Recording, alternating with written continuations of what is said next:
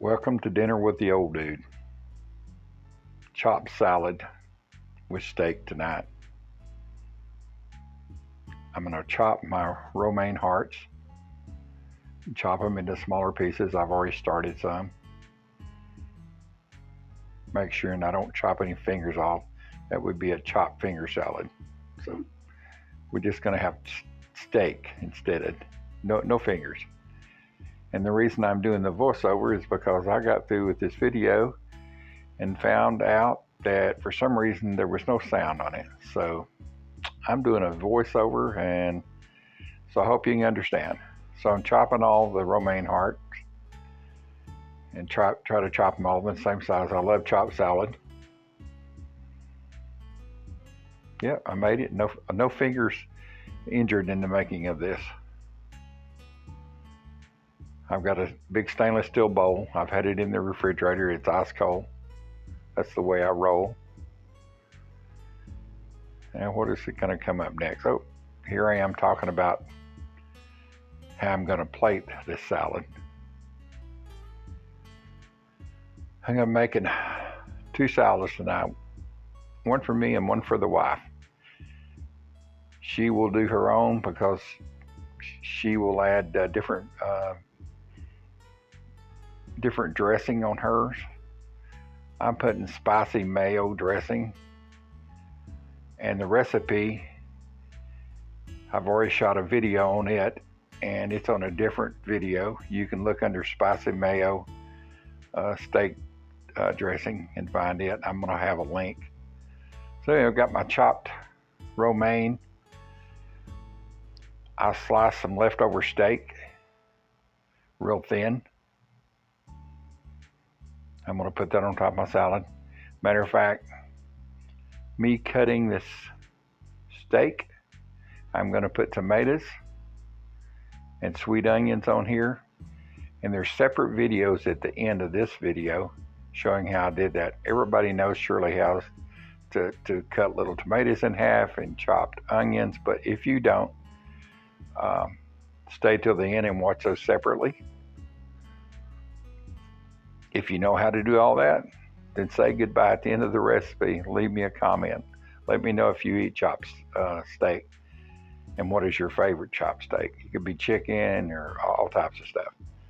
So I put the sweet onions on it. Now I'm adding the little cherub tomatoes that I've cut in half. They've just the tomatoes and the onions were on a different video, and they were chopped and prepped yesterday. That's the thing about salads. They take a long time to get prepped. So what I'm going to add, oh, the cheese. I'm going to add pepper jack cheese, jalapeno pepper jack, which is good. I'm going into my secret stash here. I've got cheddar, pepper jack cheese, and there's a chunk of jalapeno sausage in there. Yeah, come on out. Get that out. There, and get my grater, coarse grater, to grate this over the top. Make sure I don't get any fingertips in here. There, I love pepper jack cheese. Man, it tastes so good. I like it on scrambled eggs, on fried eggs, on a cracker by itself. It's just got a great flavor. And I will tell you that spicy mayo dressing was made with Papa Scott's Cajun blackening seasoning. You'll see it you watch it on the separate video, and there's a video recipe how to make that. It's really good. It goes perfect with this. Here it is. Just talking about the recipe. Here comes that recipe of the spicy mayo. It's thick, it's hearty, stays good for a chopped salad. It's not runny, it doesn't run all the way through the lettuce. It is so good. If you wanted it thinner, you could put a little apple cider vinegar, just a couple of drops, and stir it around until you got it to the consistency you like.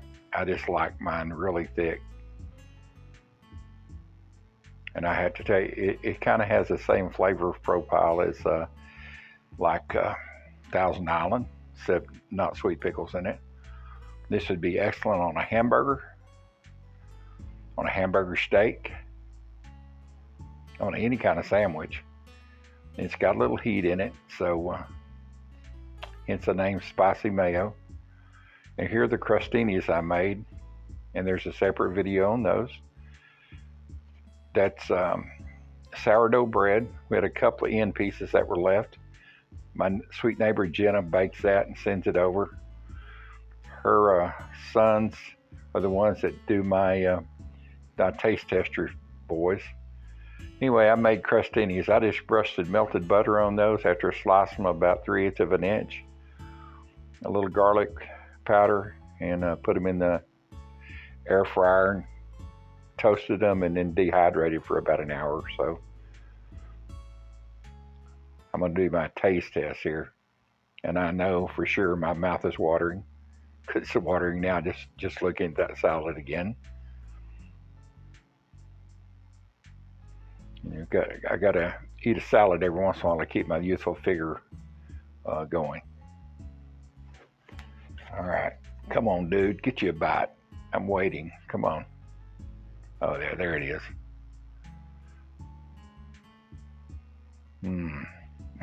Like I say, it's making my mouth water, just the flavor profile of that, which is wonderful.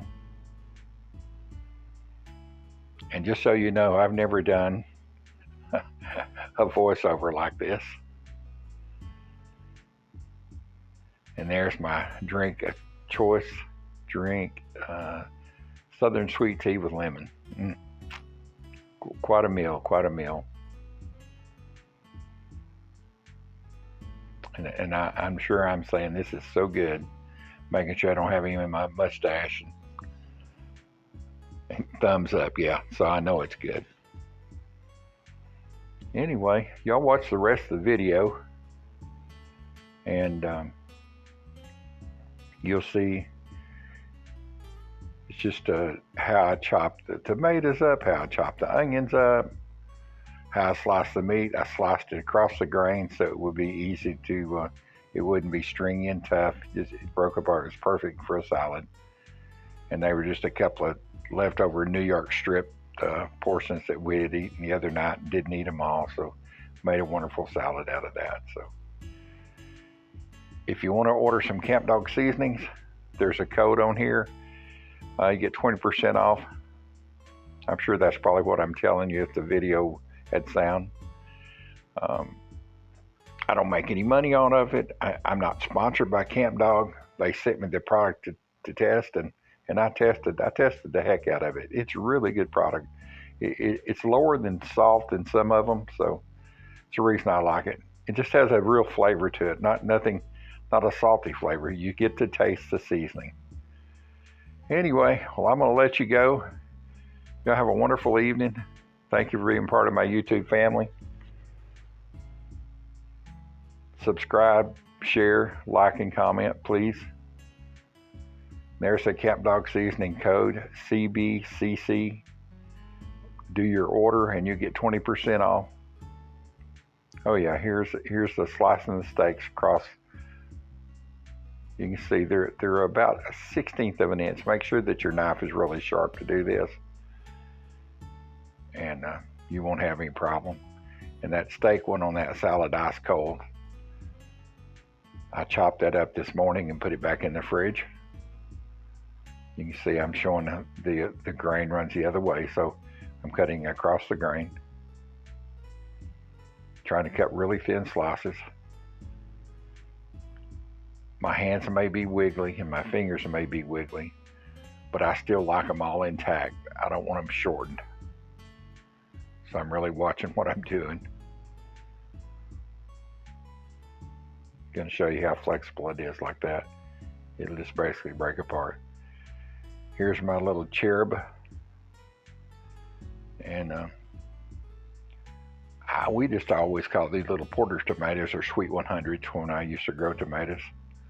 And all I'm going to do is cut these and put them back in a bowl, put them in the refrigerator, and They're good just by themselves, but they're better on the salad if you cut them in half. So that's what I'm doing. I've got a sharp knife. I've got my 50-year-old butcher knife that I rescued out of an old house, and I use it just about every day. You can see it just slices through like butter.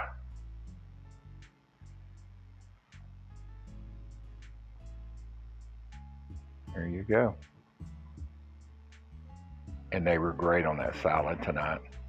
I don't know if you can hear the background. Somebody's driving by in a car while I'm doing this voiceover. This is the first time I've voiced over just a little bit before on some of my videos for some reason that I needed to add something, but this is the first time a full video, and so it's a little different. So there goes my tomatoes. They're finished. Cleaning off my knife, making sure it's ready to go again. I believe the next thing I'm going to do will be the onions. Yep, these are sweet onions. They're small. They're about 2.5 inches in diameter. They're out of Texas, and but they're really good. They don't have a harsh bite to them. Bought these at Wally World, and I just use one hole, so you can see they're small. And what I do, I cut the stem end off, cut the root end off. There's the stem, the part that comes out of the ground. Cut the root off. That way you can easy to deal with. It'll set up flat this way. Flip it over on its side so it'll set flat. There you go. Cut it in half. Peel the paper off of it. Now I'm going to lay it on its side, slice into it, and then slice crosses out of it, and it'll make little chop pieces like that. I guess if you've got a food processor and it's handy, and I have one, but it's not handy, so that old knife is my food processor. So you'll see I'm not slicing all the way through, but close, leaving about 1/4 inch, slicing towards the back. And just I'm going to go ahead and do it the other one, I guess. Like I say, not all the way through. The knife tip is about 1/4 inch from the back side. Just make several cuts down it. And then as you cut, you see it just shreds into chunks.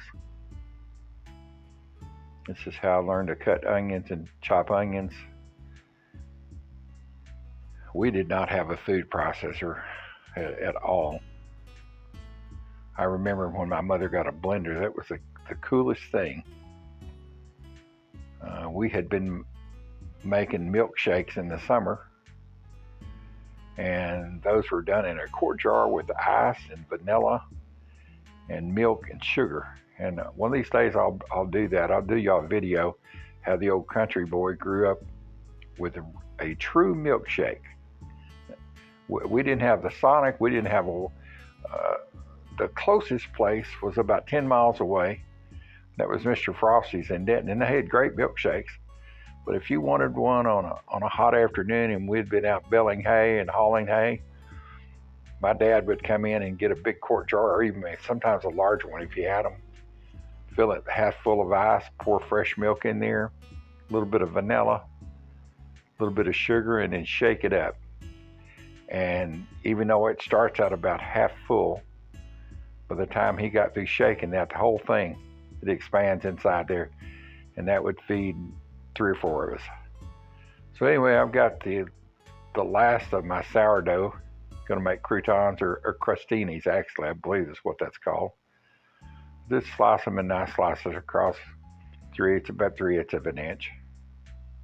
Once again, when you're doing this, watch your fingertips. Easy to do. I'm going to slice off the back part of that. That way it'll lay flat and get butter on both sides of it.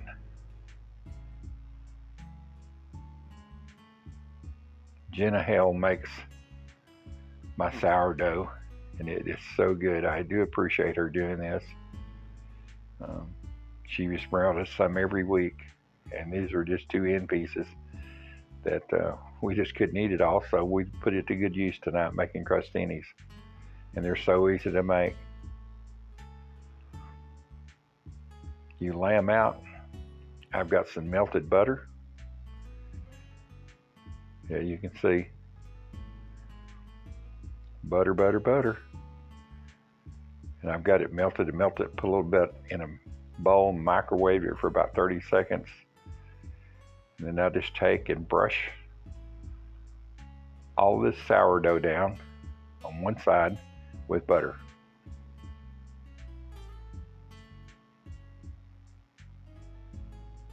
Get them all laid out just perfectly, like little soldiers in a row. Now, a little bit of suntan oil. These are so easy to make. And once these are made and they're toasted on both sides and they're finished, you can bring them out and cut them up into cubes, or you can do cubes like right now and put the butter. It's just easier to do crostinis instead of croutons. And they taste so good. But once you're cooked I cook these in the air fryer. And you can do them in the oven the same way. You just want to toast them and then dry them out. But once they're toasted and dried, you can take and break them up into croutons, or you can just serve them whole. I really prefer whole. So one side's got all the suntan oil on it, and flip them over. I didn't have any parsley flakes to put in. You could have been a little fancy to do that, I guess. And at this point, there's no garlic, there's no salt, and that's unsalted butter, matter of fact. So here I go, going to paint the other side with the leftover butter. That was about 3 teaspoons of butter that I melted to put on all of these crostinis. Now you could mix garlic in with that butter, so when you're painting it on, it would be on all the pieces. But the old dude just puts butter on them, no salt, and it's unsalted butter. So I'm gonna make sure all covered as much as I could. I don't want them drenched and soaking, but I want it in there. And the sourdough holds up good because it's kind of a tough bread. It's not super soft like regular wheat bread. So anyway, I'm gonna load them in my air fryer. You can see I've got my air fryer tray all cleaned up. Last time I made candied bacon jerky in it. I had to soak it for about 6 hours to get all that stuff out of there. But you know what? No problem. I got the time. I'm old. I'm retired. I just don't get in a hurry for anything anymore. Load this down. And I'm going to put this on broiler. And broil just as there's no temperature set on mine. It's a Ninja. You just turn it to broil and it starts. It just, not on toaster, but broiler. And it'll start boiling the top of that. And once it gets to the color you like, and I've jumped ahead to the next segment, you can see they're all toasted well. There you go. See? Yep. So, gonna flip them over. Beautiful suntan on one side. Wonderful smell when these are coming right out of the toaster. And this is how I do my toast. Put them under broiler, and once it gets to the right color, a desired crust on it, take it out and enjoy. All right. Back in for a little bit more suntan. And yes, that tray's kind of hot, so you can see me using the towel. And once these are cooked, which is just about finished now, that I sped through the film. Yep, you see the color on them.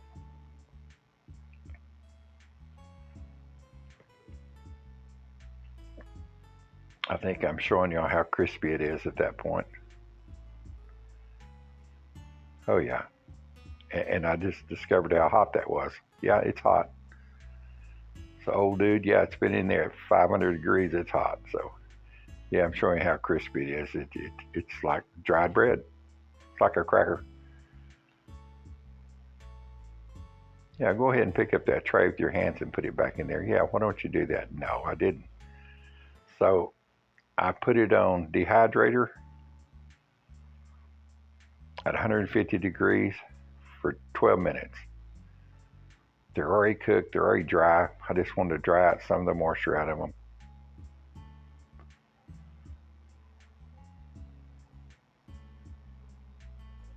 There you go. I took a piece out just to show.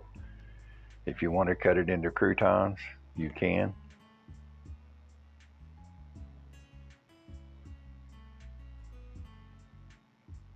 And it is so good. The taste is wonderful.